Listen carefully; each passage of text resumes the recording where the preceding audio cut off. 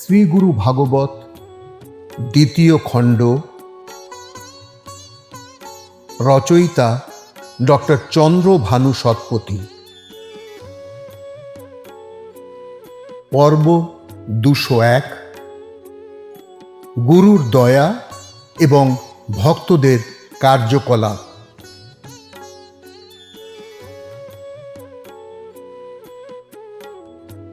বিশ্বের সদ্গুরুর প্রতি এবং যাহারা জ্ঞান প্রদানে প্রকৃত অর্থে সহায়ক ভূমিকা পালন করে চলেছেন তাহাদের উদ্দেশ্যে আমাদের প্রণতি।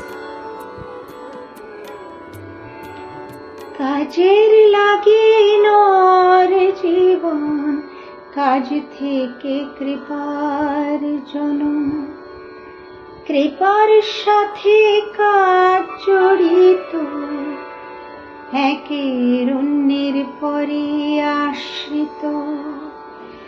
কেউ শুরু থেকে কৃপা ভাগে, কেউ কর্ম করে কৃপা লাগে, কেউ কৃপা পায় কর্ম ফলে, কেউ বা পায় কপাল বলে।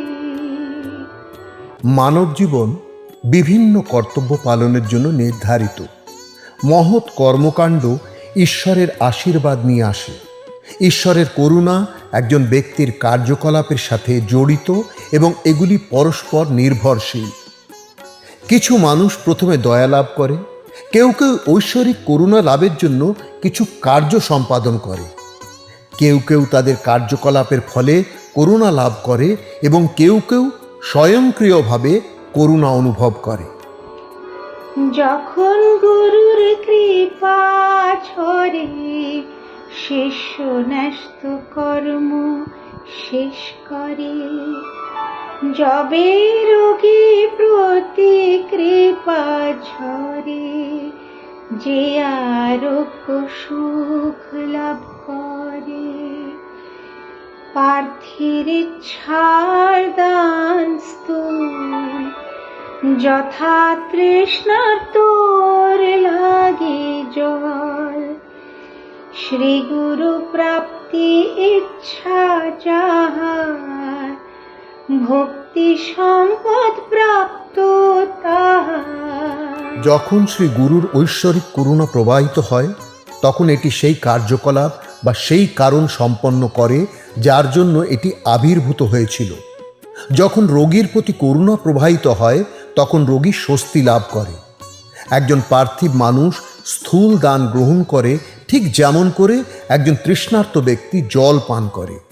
যে ব্যক্তি কেবল শ্রী গুরুর জন্য আকুল থাকে সে ভক্তির ঐশ্বরিক সম্পদ লাভ করে। গুরু কৃপার দুইটি দিক, কারণ সহ ও অহেতুক। যখন গুরুর কৃপা ছড়ে, ভক্ত অসাধ্য কর্ম করে। কর্ম যদি কৃপাযোগ্য হয়, কর্মশক্তি হয় কৃপাময়। দিন জনের সেবা করিলে, সেবার শক্তি নরকে মেলে। শ্রীগুরুর করুণার দুটি দিক রয়েছে, একটি কারণসহ বা সযোগ্য এবং অন্যটি কোনো দৃশ্যমান কারণ ছাড়া অযোগ্য বা অহেতুক। শ্রী গুরু যখন তার করুণা বর্ষণ করেন তখন ভক্ত অসম্ভবকেও সম্ভব করে তুলতে পারেন। একমাত্র যখন কেউ অন্যের প্রতি করুণাপূর্ণ আচরণ করেন তখনই তিনি আরও উন্নত কর্মক্ষমতার ঐশ্বরিক কৃপা লাভ করেন। কেউ যদি দরিদ্রের সেবা করেন তবে তিনি মানব সেবা করার ঐশ্বরিক শক্তি প্রাপ্ত করেন।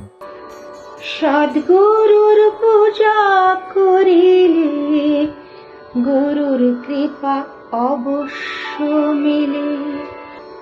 ভক্তি বানায় যোগ্য কৃপার, কৃপায় ফসল সুকর্মের। কাজ যতই বাড়তে থাকে, কৃপাও ততই মিলে থাকে। কর্মের সাথে জুড়ে কৃপা, একে অন্যের বাড়ায় শোভা। যদি কেউ সদ্গুরুর আরাধনা করেন, তবে সেই ব্যক্তি অবশ্যই তাঁর কৃপা লাভ করেন। নিজেদের ভক্তিমূলক পুণ্যকর্মের কারণে কিছু ভক্ত তাঁর কৃপা পাওয়ার যোগ্যতা অর্জন করেন। মানুষের পুণ্য কর্মের ফলেও করুণা লাভ করা যায়। এই ধরনের ভক্তদের কর্মক্ষেত্র যত প্রসারিত হয়, তারা সেই অনুপাতে শ্রী গুরুর কৃপাও লাভ করতে থাকেন।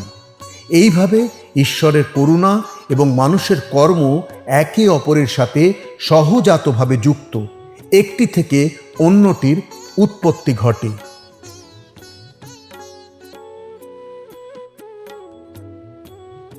শ্রী গুরুর চরণে আমাদের সবাইকার সাষ্টাঙ্গ প্রণাম।